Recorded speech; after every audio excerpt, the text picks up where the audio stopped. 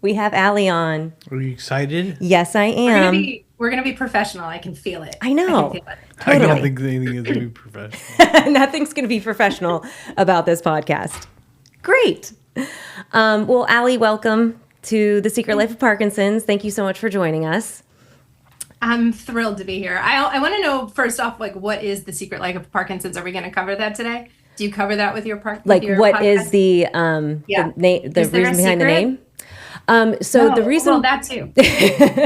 Yeah, why don't you fill us all in? Do you not know? I don't know. Oh, God. It's been so long that we've been bonded together. I know. So we've been doing this for 2.5 years. And it really started because we were in the gym. So Brian and I we're the only young-onset people at PD Next Steps at the gym. And so we would just banter back and forth, like during exercise, to mostly like annoy Melissa. And then we would laugh at it. And then some of our other friends, like they were laughing and we're like, oh, we think we're so funny. Like we should have a podcast, just joking around. And then Steve, who is the producer and editor, and we're in his studio, he was like, oh, he's like, I have equipment stuff. You guys, if you want to do a podcast, we can, do it, da-da-da. Brian and I were just thinking we would do it by our phones. Like we'll videotape ourselves. We come over to Steve's house and we're like, whoa, like there's lights and cameras. And so he was generous enough to provide this equipment for us and produce an edit after he retired. But when we had to come up with a name, so we're like, we wrote all this stuff down and then we finally landed on The Secret Life of Parkinson's because everybody at the gym that is our Parkinson's community, I was always like finding out that they're like, oh, I didn't tell this family member, or I haven't even told my kids yet, or I haven't told this person. I'm like, why? Like, why are you guys hiding this? Like, what? It shouldn't be a secret. Like, so this is where like we're trying to tell the secrets of living with Parkinson's, so that those who don't want to talk about it and who don't want to share it, that they can at least still learn. Because if you don't talk about it, you're not going to learn about it for yourself. Like I have learned, and I know you have too, we've learned so much just on this podcast because we're asking questions that otherwise, we wouldn't have known. So we're just trying to unveil that secret. Welcome to The Secret Life of Parkinson's, a podcast created by people living with Parkinson's to help break the stigma of a disease no one likes to talk about. Now, here are your hosts, Jessica Krauser and Brian Baker. Right. Got it. Okay. Thanks. I never explained that, I don't think, before. I don't believe you have. Yeah. But, well, why don't you... I was just wondering if there was a secret that I hadn't been told yet. No. But I get it. That's great. It's just that Parkinson's used to be a secret, and people like us, 3 that are on here right now, are starting to break that secret and get out there. So that's why I'm super excited to have you on, because you've just I started seeing you on Instagram, and I was like, you're like doing amazing stuff. And just because I think of your background, your professional background, and then just, where you live and your connections, you're able to do so many things that otherwise, most people don't get the chance to. So why don't you tell us a little bit about your background and then what you're doing now, because you're doing a lot for Parkinson's. I've retired. No. We moved to DC in 2001, actually right before 9/11. And my husband came here for law school, and I was working in events and nonprofits. And I ended up at NPR for a couple years. And then when I had my daughter 20 years ago, 20 years ago on Sunday, I decided I was going to freelance and sort of found my way into a couple of different nonprofits, one of which was an Alzheimer's-based advocacy organization called Us Against Alzheimer's, which was founded by a couple named George and Trish Fredenberg. And they had done sort of the traditional route. Her mom had Alzheimer's. They had been heavily involved in the association. They really felt like the change that was needed was going to come at the government funding level for research for Alzheimer's at NIH. And at the time, this was about 12 years ago, there wasn't a lot of advocacy in nonprofit work, especially in the Alzheimer's space. Sort of they were focused on caregiving and funding their own research and sort of general life support with people who have it and their care partners, but not really tons of effort put into sort of lobbying the government. And at that time, the government was funding NIH research for Alzheimer's at like, I think, $30 million a year, something small like that, which in the grand scheme of a government budget is a very small slice. And so George and Trish decided, they got a bunch of friends together like us that either had it or had it in their families. And they said, we're going to start knocking on the door of every congressperson we can think of until that number goes through the roof. And they did. And I was one of the first, I was a consultant all the way through, but I was one of the first people they hired, and I planned all of their events. Eventually ended up sort of filling in the role of chief development officer for a while they searched for a full-time person, and just sort of watched the masters at work, and not just them, but sort of the people that they surrounded themselves with. Quickly learned that, Alzheimer's is very much a non-partisan, bipartisan issue. Everybody can get it. And just watched sort of how advocacy works at the congressional level, which is simply telling your story over and over and over again and demanding change until enough people that make decisions for this country say, okay, we got it. Like, we got it. We'll do it. Stop talking to me. Yeah.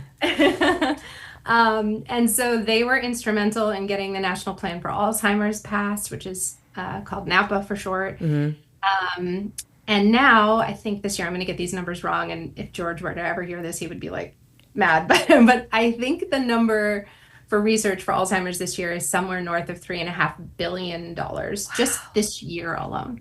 And so the change that's happening in the Alzheimer's space, not just in terms of finding cures, but also for supporting communities that have it, is night and day from them. And so, ironically, after all those years living and working in the brain health space with them, and then with another organization called Hilarity for Charity, which was started by Seth and Lauren Rogan, and then Maria Shriver's outfit, which is called Women Alzheimer's Movement, I sort of floated between the three. I started having weird symptoms that you guys will all know so well.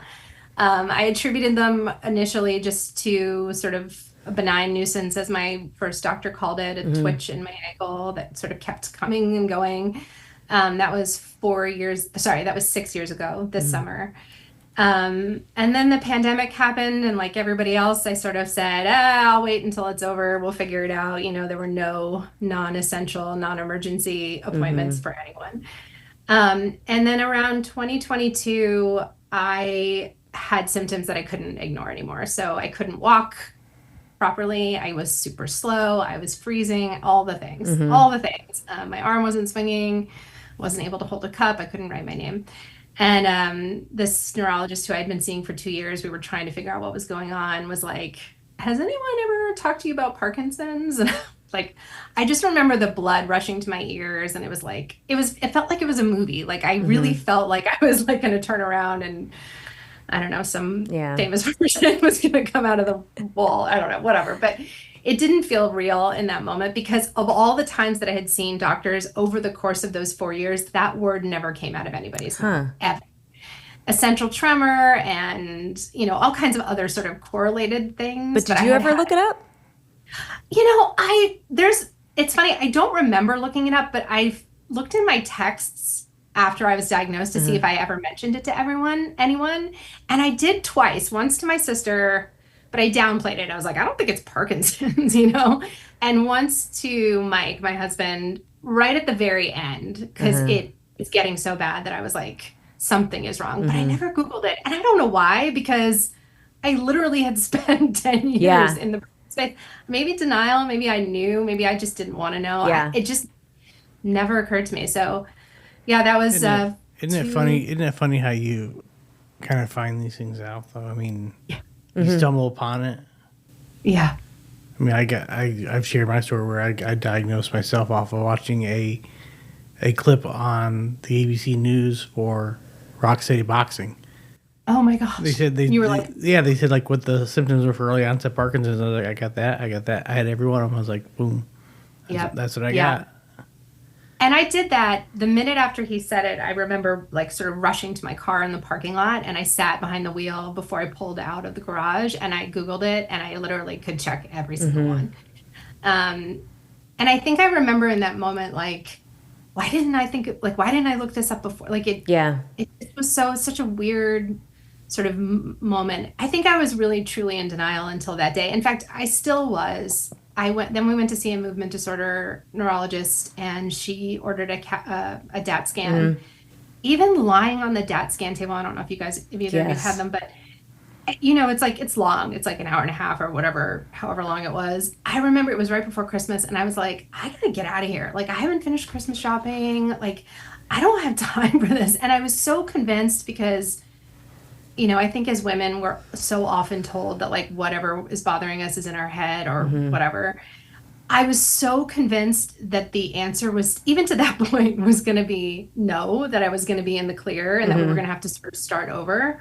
That I got up, my mom came with me because Mike was out of town. I got up off the table and I walked out and I said to my mom, I was like, well, that was such a waste of time. Like, even in that moment, I was still sort of in denial. And the MDS had even said to us, I'm 99% sure you have it based on the physical exam. Like, I just didn't want to believe it. Yeah. I really didn't want to believe it. Then my sort of personal and health worlds and work worlds all collided all at once, because all of a sudden I was like, not only the advocate, but the patient. Yeah, that's how I am too with my job with pharma consulting, and just like having that side of things.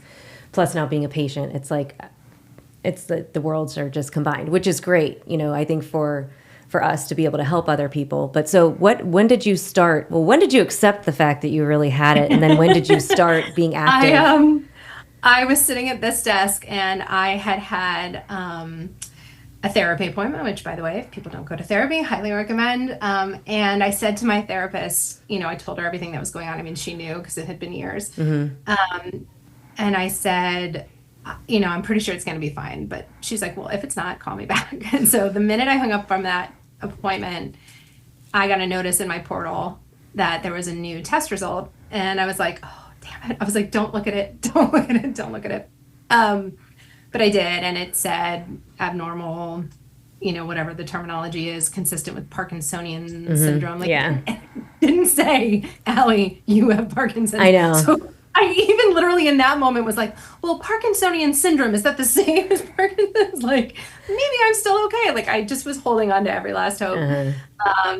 But then I Googled it, and I looked at sort of the hospital where I had it done had a panel of radiologists that reviews findings, and the notes from the panel were like every like, that Trident commercial from when we were little, like 4 out of 5 doctors agree. It was like every 7 out of 7 radiologists agree with finding of Parkinsonian syndrome. So I think and then it all kind of hit me, like, you guys have had similar experiences, but it all sort of like the house comes crashing down, and you're sort of vacillating between like, is this a huge big deal? Am I dying? Do people die? Like, all the work I had done in Alzheimer's, I didn't really know anything about. I was actually just going to say, like, so you didn't know, like, even with their, oh, wow. Because because those are the same questions we asked ourselves. Like, am I going to die earlier? Am I going to be in a wheelchair by the end of the year? Like, Yeah, I mean, you don't know, right? And my appointment with that MDS was fairly short. It was like, we'll meet again soon.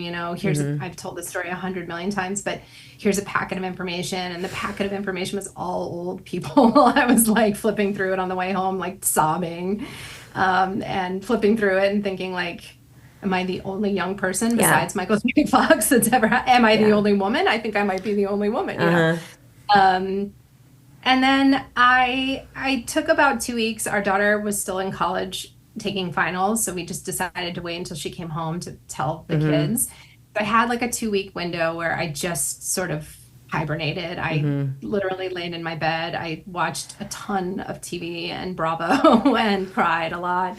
Did a lot of Googling about what my future was. And I think by like maybe Christmas Day, maybe a couple days later, I had sort of like gotten over myself. I was like, all right, we got stuff to do. Like, we got holidays, we got parties. Like, I can't lie around and feel sorry for myself anymore. But yeah, it was a ride. It was a 4-year journey, which I'm sure you guys hopefully it didn't take that long for you too. But yeah, we were.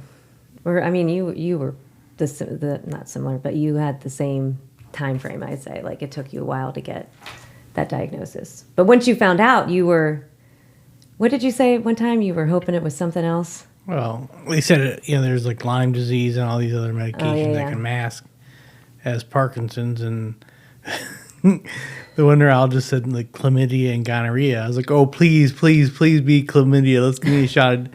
And, Give him a shot and then be done. Yeah, but even when I told I had Parkinson's, like, all right, we're gonna take a Z-Pack. I didn't know. I was kind of naive. How do I get rid of that? Yeah. It's like what, a shot of penicillin. Let's go. Yeah, exactly. So when did you start advocating and putting yourself out there? Because Brian's not on Instagram, but or at least you're not active. Brian, I'm happy for you. So Christmas Day, and then my birthday is the 28th of December. On the 28th, I posted it on my personal Instagram. I am the complete opposite of what you were talking about before. I hide nothing. I hold nothing back. I tell everyone everything, too much to my own detriment. And I just posted it. At that point, I had told all our family, but I had told just close friends. And the reactions were like diametrical, right? Oh, yeah. Half of the people were like, you're fine. My uncle had it. You're going to be fine. Don't worry about it. Or like, of all the diseases you could get, that's not the worst. Blah, blah, blah, blah, blah. And then the other half were like, oh my God, that's my biggest fear.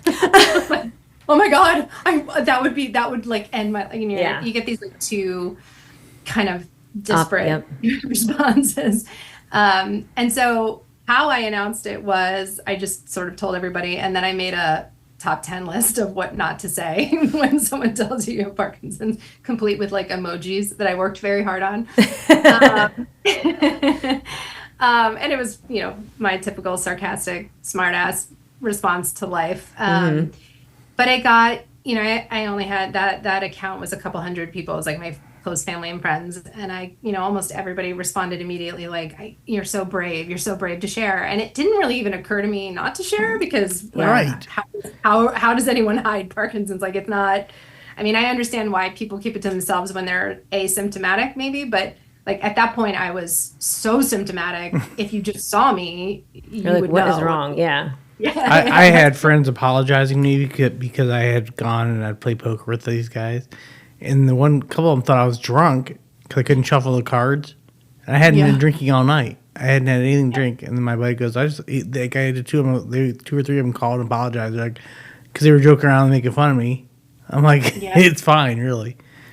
And actually, the reason why that you ended up going to, like, finally see the right doctor is you said something like your son said, Dad, are you ever happy? Or something like that. And it's because you have that... resting bitch face. Resting bitch face. Resting bitch face. Well, we get you to smile every once in a while. Every now and then. So when did your Instagram really? The other Instagram. Well, I because I am an oversharer, I started posting about it like every couple days on my personal account, and then I was like, oh, like the enthusiasm and support got less and less every time I posted. People are like, oh, she's still talking about that. It's still there. It's still got it. So I decided that the best thing to do to keep any friends I had left at that point was to create a separate account that would just be my Parkinson's journey. And that way, like, if you wanted to tune in and see what was happening, you could. If you didn't, you didn't have to. I talked to my therapist about how having it online would affect my kids and whether they actually wanted to know and my husband, but really wanted to know sort of the brutal truth of what I was going through, or, how that would affect them. And she said, it's partly her suggestion to say, why don't you keep it separate and let them choose if they want to opt in. They're almost adults, almost 20 and 17. And, she was like, let them decide whether they want to know what's really happening. Truth be told, she's like, they're going to see it in real time anyway. So it's not like it's going to be a surprise to them. So I just, one day in April, Mike and Bobby were away, and I was like, okay, I'm going to start this other Instagram and push that content over there so that people had the choice to opt in.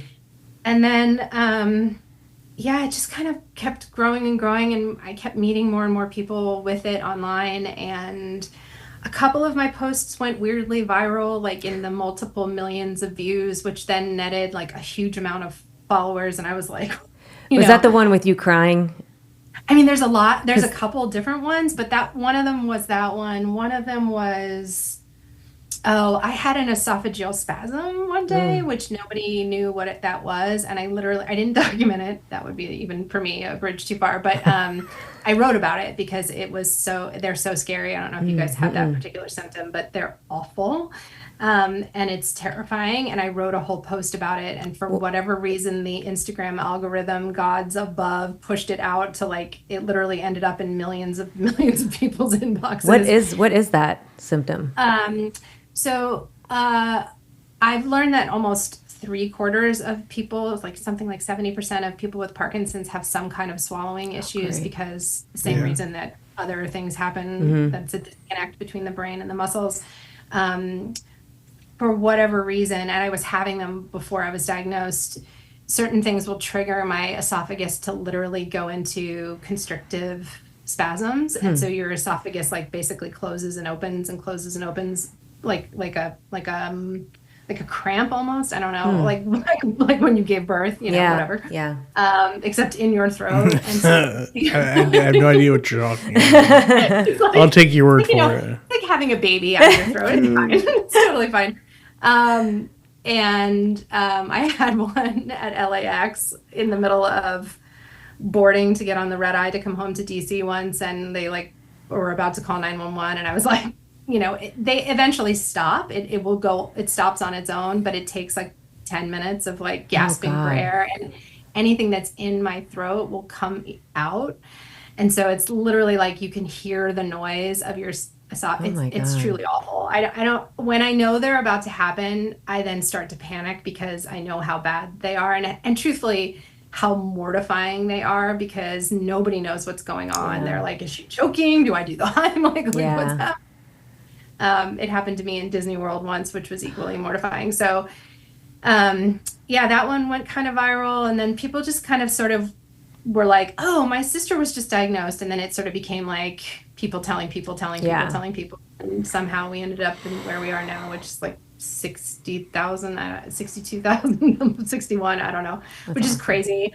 In my mind, it's 10 people that I'm talking to. You know what I mean? It's you guys. I don't think of it as that many people. I don't know how many people actually log in and see my life every day. Every once in a while, I'll meet somebody like Melissa who will be like, I see everything you do. And I'm shocked. In my mind, it's just kind of my own, stalker. It's just kind of my own personal journal. And I just assume that only a handful of people are looking at it.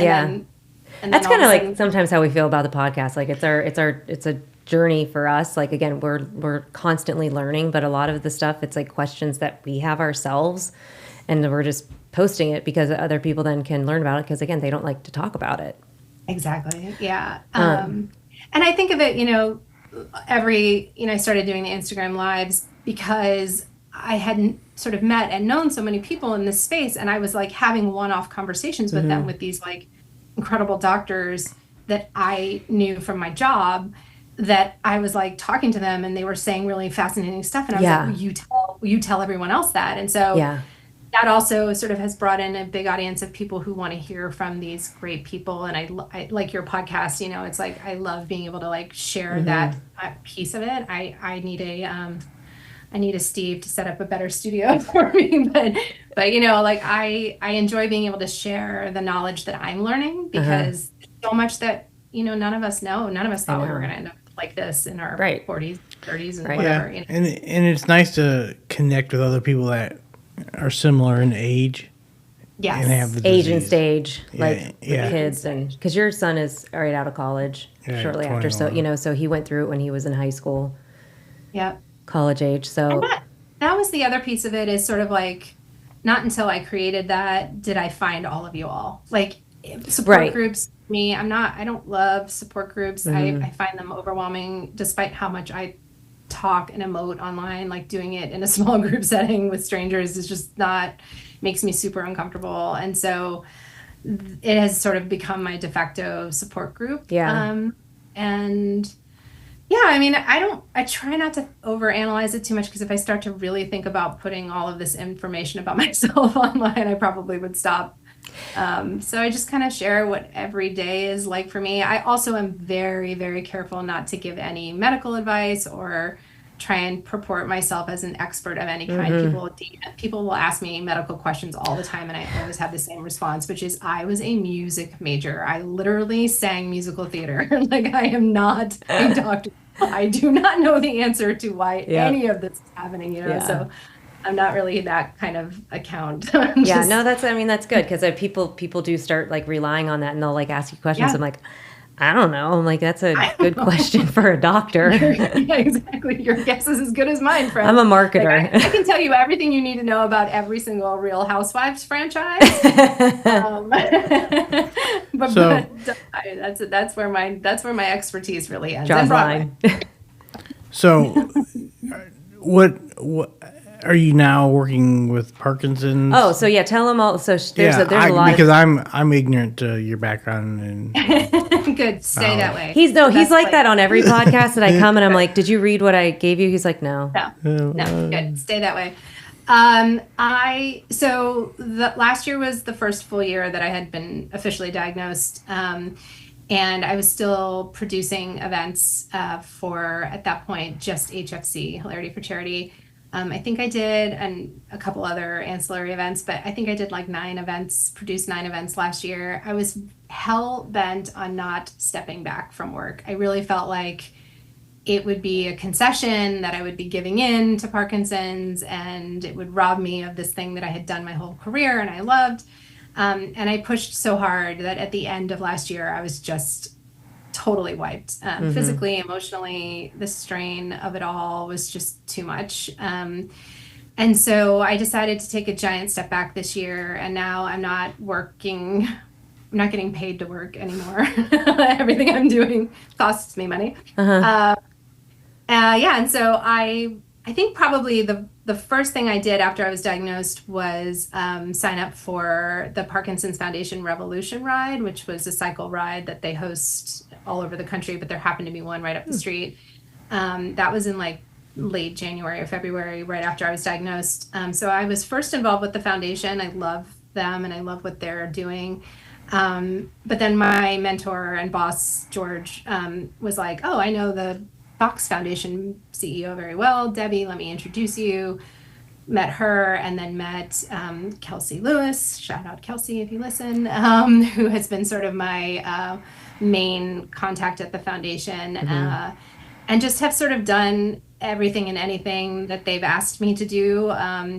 Primarily focused on advocacy stuff. I really dove into the national plan because I knew how impactful the Alzheimer's plan had been. So that was sort of my main focus. And when I found out that the Fox Foundation was also very focused on getting that passed, that's sort of where I went. So now I'm on the Foundation Patient Council, and I'm just doing a ton of other stuff with them, and working on new legislation that Congresswoman Wexton just introduced last week before she leaves her post. Hopefully we'll get it passed before this congressional session ends, or else. Oh, is that how quickly it can go? Well, if it doesn't go, the bill dies. Oh. Yeah. So someone would have to reintroduce it, but she's obviously, she's ending her time in Congress. So hopefully, so this new bill would be to study environmental toxins and their effect on neurodegenerative diseases. So directing HHS to set up, or NIH? No, HHS, to set up centers for studying environment and how it's affecting ALS, Alzheimer's, Parkinson's, Huntington's, all of the neurodegenerative diseases. So that's because that's what I've done. That's what I'm most comfortable in terms of advocacy, but I will, talk about it to anyone they ask me to. Really. Don't cry. It's okay. I know, I'm so emotionally drained. His one eye tears all the time. So does mine. Does it? I call it my angry eye. It's so annoying. Just one eye? Yeah, just one eye. Yep. I mean, I have one bad eye from childhood. We say it's because my brother stuck a metal hanger in it. It's actually not true, but that's just the story we tell everybody because, why not? That would but I be. do have a bad eye. I do have a bad eye. I'm just curious. Is the eye that's affected with the watering? Is that your affected side? They're both affected, but I know, but it's what was the your first side- affected? The side. Is it your Right. affected It's side? my opposite. Isn't that funny? Huh. It's my opposite. Interesting. There's no excuse for this bad eye. You can't blame this one on Parkinson's. Blame it on my brother. With the Parkinson's Act that was passed, where are they like with that? And when or how do we get updates? Good question. I actually just oh wow, unprofessional. Sorry. I literally turned off the ringer, except my kids have they can break through. Oh, they could break through. Yeah. The personal people. I just had a sneaky mole, not sneaky. I just had a friend of someone who works at HHS reach out to them for an update. And the word on the street is that they're actively trying to stand up the first part of the council, which would be the government, people who work within the government positions are sort of identified and allocated first. And then there will be a secondary process for the members of the community that will be involved, and they're not entirely sure when that will happen. Obviously, they're trying to get as much of it done before, hopefully, the end of this administration, because nobody knows what will happen.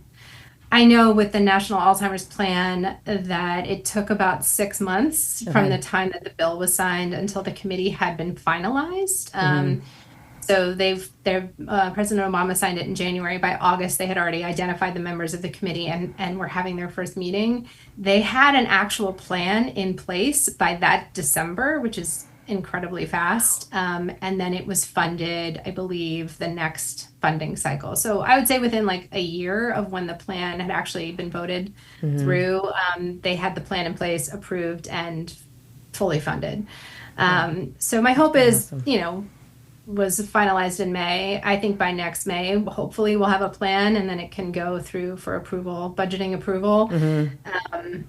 But this is a different, that was 2011. It's a whole new world and we're in an election year. So who knows? Hopefully fast. They understand the urgency. I think they get it from all of us that I hope so.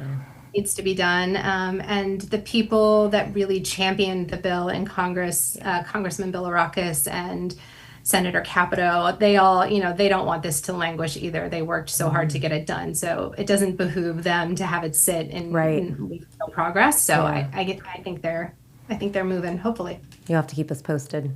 I'm connected to, we had on the podcast 2 individuals from Gus Bilirakis's team that are in DC. And so we had them on last year. And I reached out to them after it was passed, and I was like, congratulations, this is awesome. I'm like, don't forget about me if they need a young-onset person. I'm like, I have a pharma background, and I have the... There will be it's an open process. So there's only sadly, one young-onset person and one regular Parkinson's representative, and then one young-onset care partner and one regular aged. Which it's and I don't know how this all works or pans out, but it's that just is somewhat shocking and surprising to me, because if we think about one of the things at the pharma consulting company that I work for, one of the services that we offer is we have patient advocacy, an individual that works on strategies and how organizations like pharma manufacturers should really bring in patients, and when they should bring in patient advocacy groups, and which advocacy groups are best to bring in at certain times, whether it's the clinical trials, getting ready, during other phases of the drug launch, and then post, or whatever it may be. And and we always are shocked when we're do they even does this company have a patient advocacy team, or do they have one person? And it's okay, everybody always talks about oh, we're doing this for the patient, for the patient, for the patient. It's why aren't they part of the conversation? So it's the fact that you get one voice, it's it's scary. Yeah.